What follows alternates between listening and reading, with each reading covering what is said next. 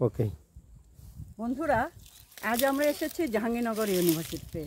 এখানে আসলে প্রকৃতি, আমি সবচেয়ে বড় কথা এখানে হলো প্রকৃতির সমাবেশ।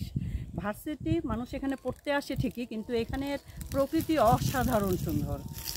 এখানে এখন যেটা বসন্তকাল, এখন এখানে বড় বড় বৃক্ষগুলো সবে ঝাড়া দিয়ে উঠছে, পাতা ঝরিয়ে ফেলেছে সব গাছে, কিন্তু ছোট ছোট যে গাছগুলো বড় বড় যে শাল আছে, অনেক ধরনের গাছই আছে, এগুলো সব পাতা ঝরে গেছে এখনো।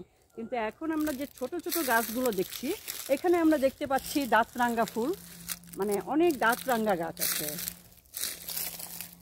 এই যে এগুলো হলো দাঁতরাঙ্গা, যেটাতে দেখে আমরা টি ইন্ডিকেটর বলি, আমরা বলি যে এখানে চা পাতা লাগালে অনায়াসে হয়ে যাবে। এছাড়া আপনারা জানেন এই ফলটা খাওয়া যায়, এটা খেলে দাঁতটা লাল হয়ে যায়, এইজন্য এর নাম মনে হয়, কারণে এটার নাম দাঁতরাঙ্গা। আমি ফলটা খেয়েছি। আর এখন এই যে এখানে যে এই যে সাদা সাদা ফুলগুলো আমরা দেখছি, মানে চারিদিকে বাতাসে ফুলের গন্ধে ভরে আছে। এটা হলো আসলে ভাট ফুল, যেটাকে আমরা ঘণ্টাকর্ণ বলি বা ভাট বলি, ঘেটু বলি, এক এক অঞ্চলে এক এক নামে ডাকে।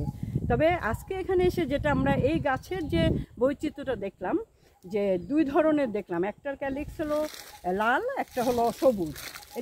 এটার ক্যালিক্সগুলো এটা তো লাল, কিন্তু কিছু আছে সবুজ, মানে বিভিন্ন ধরনের। এই সুন্দরটা মানে আমি কখনোই আগে দেখিনি। ওই যে ওইখানে একটা আছে লাল, এটার ক্যালিক্সটা, কিন্তু ফুলটা একই, কিন্তু ক্যালিক্সগুলো হলো লাল, আবার এটার হলো সবুজ। এই যে পার্থক্যগুলো, আর গাছে গাছে তো আছে পাখিদের ডাক, মানে অপূর্ব একটা পরিবেশ। এইসব জায়গায় কিছুক্ষণ শুয়ে থাকলে মনে হবে ঘুমিয়ে যাব, মানে আনন্দে, মানে এত চমৎকার একটা জায়গা। এছাড়া আছে বিভিন্ন ধরনের বিভিন্ন ধরনের ফান, লতা ফান, বিভিন্ন ধরনের ফান, মানে শালবনের যে বৈশিষ্ট্য সব এখানে আছে। আমরা সবচেয়ে বড় কথা এখানে বিভিন্ন যে লতা গাছ আছে, তারপরে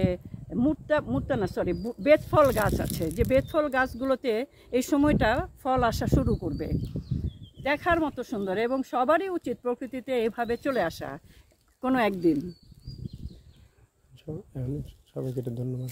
হ্যাঁ, সবাই ধন্যবাদ দেন, অনেক ধন্যবাদ বন্ধুরা আমার সাথে থাকার জন্য। এবং সবাইকে বলি, জীবন একটাই, প্রকৃতিতে ঘুরে বেড়ান, আনন্দে থাকুন।